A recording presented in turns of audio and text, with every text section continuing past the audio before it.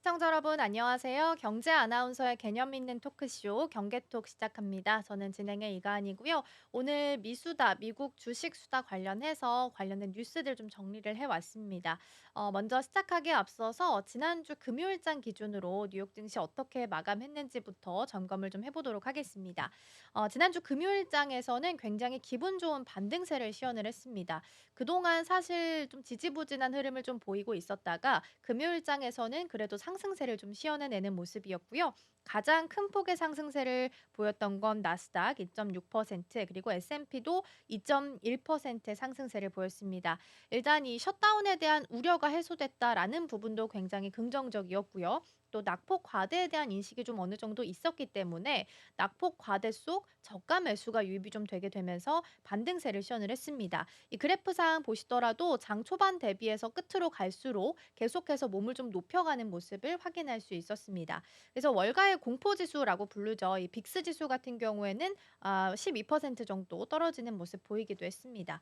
대선 이후에 가장 큰 폭의 상승세를 좀 보였고요. S&P 500은 지난주에 사실 조정 국면에 들어가는 거 아니냐라는 우려가 많았었는데 2% 넘게 상승을 다시 해주게 되면서 이 조정 국면에서 탈출하는 모습을 보여주기도 했습니다.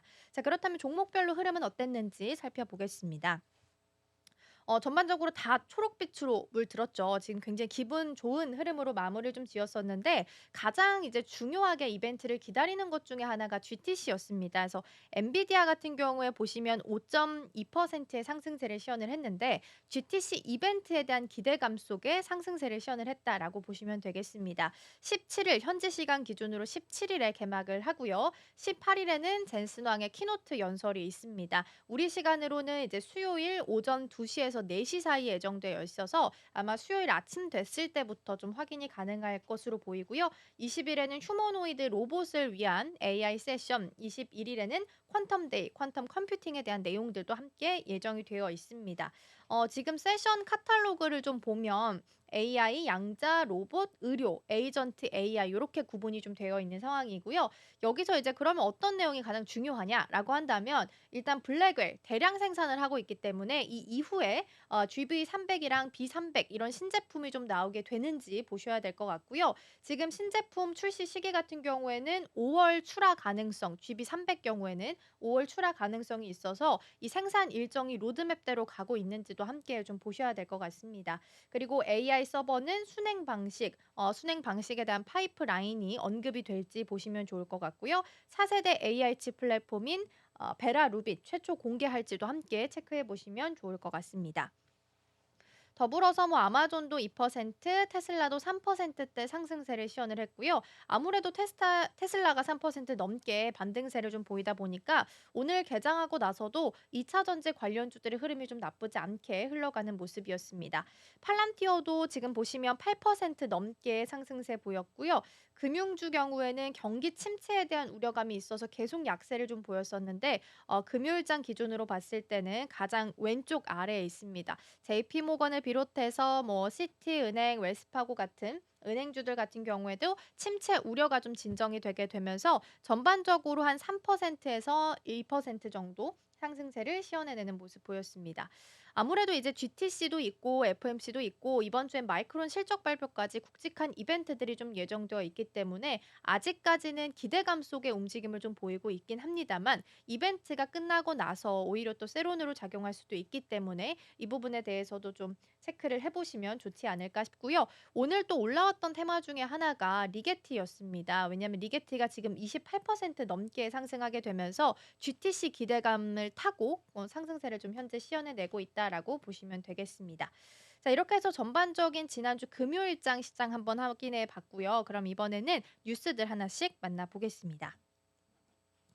일단은 FOMC를 앞서서 말씀드린 것처럼 이번 주에 예정이 좀 되어 있습니다. 그래서 금리 인하를 앞둔 상황 속에서 CME 패드워치상 이게 지난주 토요일 기준으로 제가 캡처를 해 왔는데요. 4.25에서 4.5%로 지금 동결 가능성이 98% 정도 높아지고 있습니다. 그래서 이에 대해서 월가에서는 어떤 이야기가 나오고 있는지 살펴보도록 하겠습니다.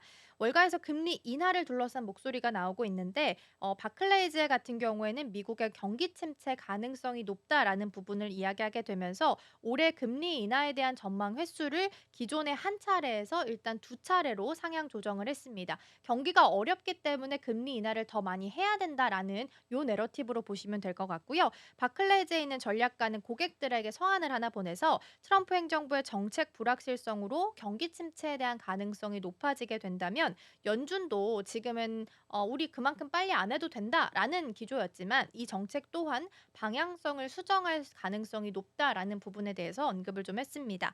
지난해 이제 연준이 9월과 11월, 12월에 금리를 낮췄고요. 올해 1월에는 인플레이션 그 지수가 반등했다라는 부분을 이야기하게 되면서 금리를 동결한 바가 있습니다. 그리고 지금 CME 패드워치상 지금 보시다시피 금리 동결 가능성이 약 98%로 지금 집계가 되고 있는 상황입니다.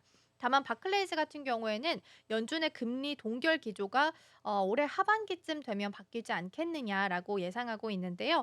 트럼프 행정부의 관세 정책이 만약에 시작이 되게 된다면 무역 전쟁이 미국의 경제 성장률을 깎아먹게 될 것이다라고 이야기하고 있고요. 경기 침체를 연준도 사실상 무시를 할 수는 없기 때문에 하반기부터는 아무래도 금리를 좀 더 공격적으로 낮출 가능성이 높아지고 있다라고 언급하고 있습니다. 그래서 6월뿐만 아니라 9월에 있을 FOMC 회의에서도 금리를 내릴 가능성이 크다라고 전망을 했고요. 그렇게 본다면 원래 이제 한 차례 정도 금리 인하할 거라라고 예상을 했는데 두 차례 정도로 늘릴 수 있다라고 코멘트를 좀 남기기도 했습니다.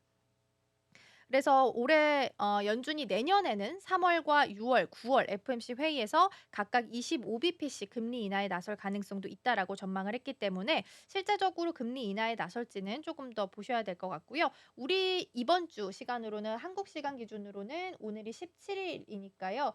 20일 아침 됐을 때, 목요일 아침 됐을 때는 FOMC 회의 결과도 확인이 가능하니까요. 이 부분도 참고해 보시면 좋겠습니다. 다음은 트럼프 가족 이야기를 좀 살펴볼까 합니다.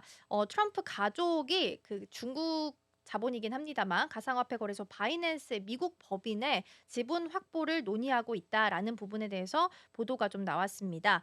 미국 법인에 대한 지분 확보 방안을 논의하고 있다라는 거고요. 월스트리트 저널 기사에 따르면 바이낸스 그 자오창펑 전 CEO가 창업했던 세계 최대 가상화폐 거래소로 미국의 법인을 두고 있습니다. 중국계 거래소고요. 미국 법무부는 자금 세탁 등의 혐의로 자오창펑을 기소를 했고요. 지난해 5월 법원은 징역 4개월의 실형을 선고한 바도 있습니다. 자오창펑이 6조 2,638억 원 상당의 벌금을 내기로 미국 정부랑 합의를 하고 바이낸스 CEO에서도 사직을 하기도 했습니다. 그런데 이 논의가 지난해 미국 대선에서 트럼프 대통령이 당선된 이후에 바이낸스가 직접적으로 먼저 트럼프 측근들을 좀 찾아가게 되면서 사업 거래를 제한했다라는 보도가 나온 겁니다. 바이낸스가 이제 워낙 미국 시장이 좀 크다 보니까 미국 시장에 다시 재진입을 하고 싶은 상황인데 사실 지금 녹록지 않죠. 그래서 그거를 해결할 수 있는 방법 중에 하나로 트럼프 대통령 가족들을 통해서 미국 법인의 지분을 확보할 수 있게끔 먼저 사업적으로 제안을 했다라고 보시면 될 것 같습니다. 자오창펑이 만약에 사면을 받을 가능성도 있습니다. 만약에 요 거래가 실제적으로 이루어지게 된다면요. 사면을 받을 가능성도 높아서 만약에 실제적으로 진짜 사면을 받게 된다면 국제적으로도 비즈니스하는 데도 용이해질 수 있고 또 미국 시장에 다시 복귀할 수 있다는 여러 가지 장점이 있기 때문에 바이낸스의 전 CEO인 자오창펑도 아무래도 좀 머리를 써서 이러한 결정을 좀 내리지 않았을까 싶습니다. 바이낸스의 미국 법인이 미국 정부의 규제 조치 그리고 자오창펑에 대한 기소가 있었던 이후로 시장 점유율이 27%에서 1%로 무려 26%가 하락을 했습니다. 그렇기 때문에 미국 법인을 살리기 위해서는 자오창펑 CEO도 직접적으로 적극적으로 나설 수밖에 없는 상황이었다라고 보시면 되겠습니다. 그리고 트럼프 가족의 바이낸스 지분 확보는 행정부가 업계에 대한 규제 제한을 완화하는 시기에 이 주요 가상화폐 거래소의 잠재적인 부활의 기회를 줄 수도 있다라는 코멘트가 있었고요. 바이낸스 미 법인에 대한 투자는 트럼프 가족이 직접 하거나 혹은 지난해 9월에 트럼프 가족이 출범시켰던 가상화폐 그 벤처죠. 월드 리버티 파이낸셜을 통해서 이루어질 수도 있다. 이렇게 두 가지 방법이 현재 가장 크게 논의가 좀 되고 있습니다. 하지만 이제 시장에서는 이해 충돌 문제에 대해서 당연히 제기를 할 수밖에 없습니다. 사면에 대해서 트럼프 대통령의 권한을 주는 거고 또 바이낸스 미국 법인 지분 취득으로 인해서 가족들이 사실상 사업 이익을 돈을 벌 수 있는 구조기 때문에 사실상 이익적인 측면에서 이해관계가 좀 충돌할 수 있다라는 이야기가 나올 수밖에 없는 거죠. 자산을 외부 기관에 이전 대통령들은 다 신탁을 좀 맡겼었는데 트럼프 대통령은 자산을 자기 가족 통제하에 두면서 계속해서 사업 거래를 추진하고 있다라면서 월스트리트 저널은 다소 좀 비판적인 목소리를 내기도 했습니다. 근데 이런 가운데 바이낸스가 최근 아부다비 정부 산하에 있는 인공지능 AI 투자 회사인 MGX가 바이낸스 지분을 투자하기 위해서 인수하기 위해서 2조 9천억 원 규모의 투자를 유치한 바도 있고요. MGX는 트럼프가 직접 발표했던 그 스타게이트 프로그램도 같이 참여하고 있습니다. 그러니까 바이낸스를 중심으로 해서 아부다비에 있는 AI 투자 회사인 MGX도 그렇고 트럼프 대통령도 그렇고 다 이게 삼각형 구조로 다 연결이 좀 되어 있는 상황이라서 바이낸스의 미국 법인에 대한 지분 취득 가능성도 사실상은 좀 높지 않겠느냐라는 게 시장의 중론이다라고 보시면 되겠습니다. 이번에는 넘어가서 테슬라 살펴보겠습니다. 물론 테슬라가 반등을 했습니다. 3% 넘게 올라왔는데 그 배경에는 이제 중국에서 저가형 모델 Y를 출시한다라는 소식도 함께 좀 도움을 주긴 했습니다. 지금 워낙 이제 머스크 CEO의 오너 리스크가 좀 있다 보니까 유럽 시장도 그렇고 전반적으로 브랜드 자체 이미지가 좀 타격을 입고 있는 건 사실입니다. 중국 쪽에서도 자기의 브랜드, 자기 자국의 브랜드를 좀 선호하는 경향이 있기 때문에 테슬라의 점유율도 점점 낮아지고 있는 것도 문제가 되고 있는데 새롭게 이제 저가형 모델을 좀 출시를 한다라고 하는 부분이 반등을 좀 끌어올려 줬습니다. 그런데 테슬라가 계속해서 하락할 가능성이 높다라는 예측이 나와서 요 기사를 좀 살펴보고자 합니다. 근데 사실 요걸 폭락을 예견한 사람이 그동안은 테슬라가 강세일 거다라고 얘기를 했던 강세론자 중에 하나라서 더 주목을 좀 끌고 있는 상황인데요. 테슬라의 강세론자이자 1세대 주주로 알려져 있는 로스 거버 가와사키 자산 운용사 CEO가 테슬라 투자자들에게 경고를 하고 나섰다라고 합니다. 거버는 테슬라가 올해 낙폭을 회복하기는 좀 어려울 거다라고 이야기하면서 반등보다는 추가 하락세가 더 많이 나올 가능성이 높다라고 점친 건데요.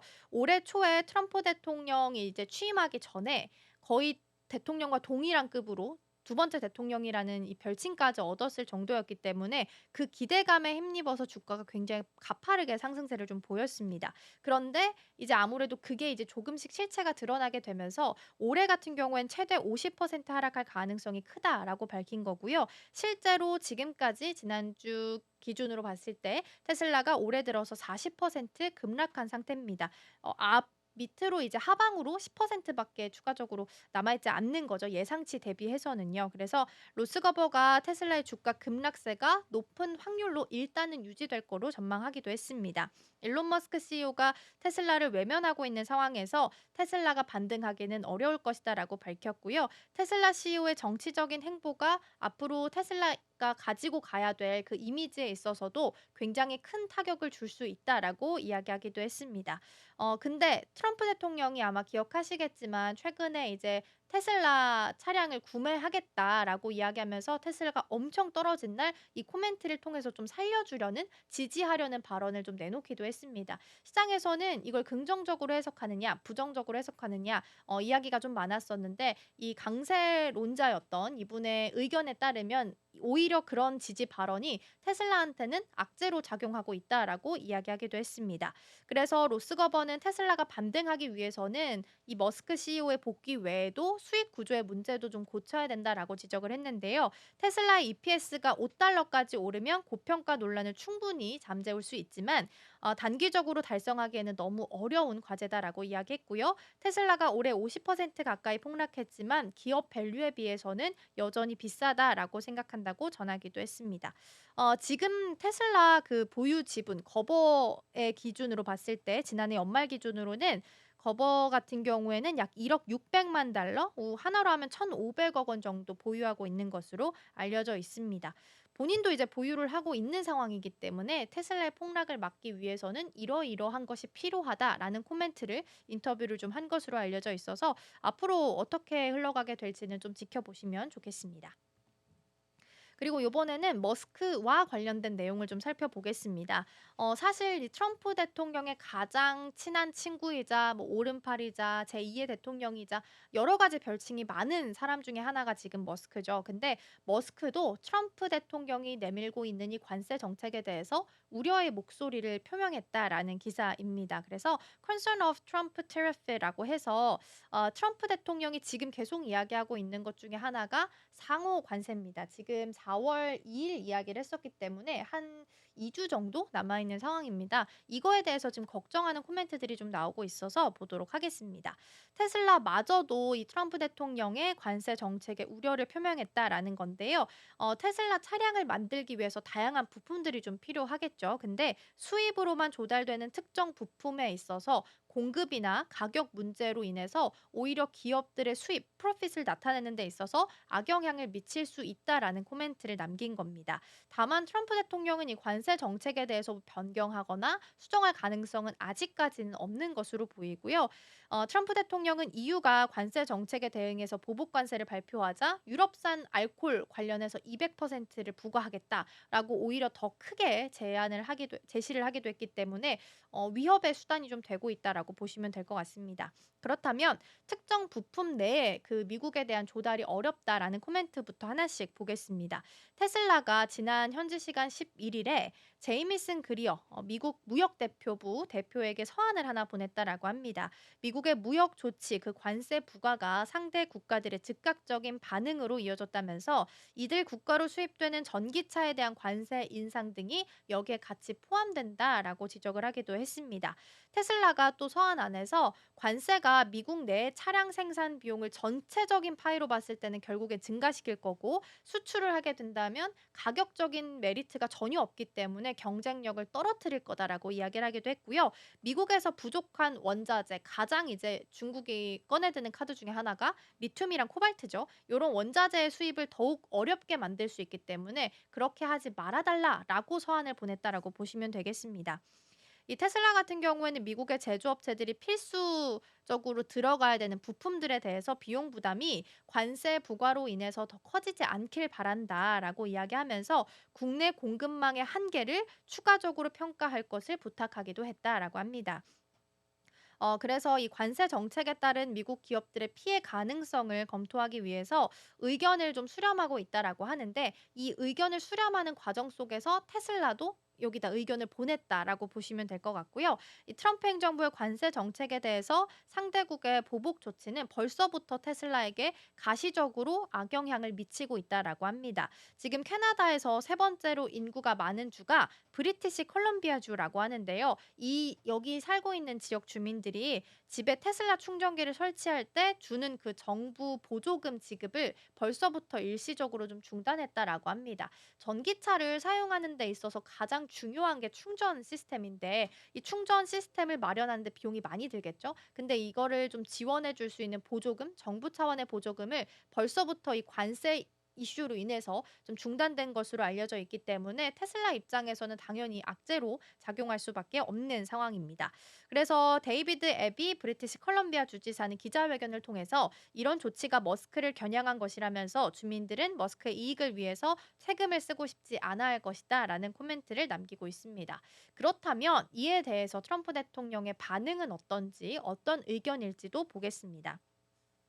사실 한마디로 정리를 하면 "굽히지 않겠다."라는 겁니다. 테슬라 외에 다른 미국에 있는 기업들도 테슬라 행정부의 관세 정책에 대해서 우려를 표명하고 있지만 트럼프 대통령은 꺾이지 않는 부분을 보이고 있는데요. 지금 이게 소신이 될지 혹은 지나친 아집이 될지는 조금 더 지켜보셔야 될 것 같긴 합니다. 일단 포드의 의견을 먼저 보면 업계에 막대한 비용과 혼란을 가중시키고 있다라고 했고요.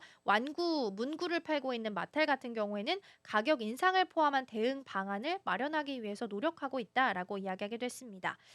미국에 있는 수입 철강 알루미늄에 계속 25% 철강 이미 부과 시작했고요. 또 유럽연합도 보복 조치를 들어가게 되면서 서로 계속해서 한 방씩 주고받는 상황입니다. 트럼프 대통령의 관세 정책이 인플레이션을 자극할 수 있고 그렇다면 다시 경기 침체에 대한 우려감이 높아질 수 있기 때문에 일단 증시 전반적으로는 악재로 판단을 하고 있습니다. 그러나 트럼프 대통령은 지금 미국 경제의 체질을 완전하게 변화시키기 위해서는 지금 이렇게 증시가 흔들리는 것 정도로는 내 정책을 포기하지 않겠다라고 코멘트를 남겼기 때문에 앞으로의 흐름은 조금 더 체크해 보시면 좋지 않을까 싶습니다. 이번에는 메타 관련된 소식도 하나 점검을 좀 해 보도록 하겠습니다.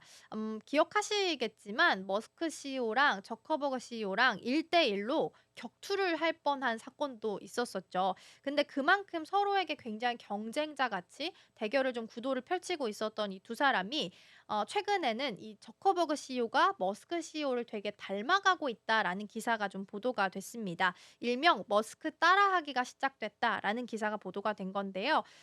메타 같은 경우에는 페이스북, 인스타그램, 스레드 이렇게 SNS를 보유하고 있는데 그 커뮤니티 노트를 18 일부터 시범적으로 도입하겠다라고 이야기했습니다. 이 커뮤니티 노트라는 게 SNS에 올라온 글의 진위 여부를 회사의 팩트 체크 팀이 검증하는 것이 아니라 SNS의 다른 사용자들이 이 진위 여부에 대한 의견을 달도록 하는 기능이다라고 보시면 될 것 같고요. 만약에 해당 콘텐츠가 다른 사용자들이 이게 거짓이다라고 생각하게 된다면 자신의 그 주장을 뒷받침할 수 있는 그 링크나 의견을 적어서 "이건 가짜다." 혹은 "이건 진짜다." 이렇게 의견을 달 수 있는 노트다라고 보시면 되겠습니다.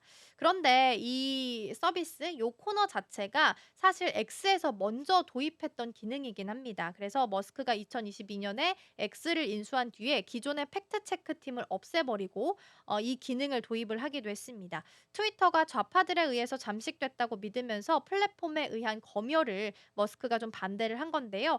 커뮤니티 노트는 팩트 체크 인력을 줄이고 콘텐츠 관리의 책임을 기업이 지지 않겠다라는 측면에서 플랫폼에게도 굉장히 유리한 정책으로 볼 수 있겠습니다. 그래서 머스크를 굉장히 싫어했음에도 불구하고 머스크가 추진하고 있는 정책들을 지금 조금씩 따라하는 움직임이 체크가 되고 있다라고 보시면 되겠습니다. 그래서 저커버그 CEO는 올해 1 월에 팩트 체크 팀을 해체를 했고요. 커뮤니티 도입 계획을 밝히기도 했습니다.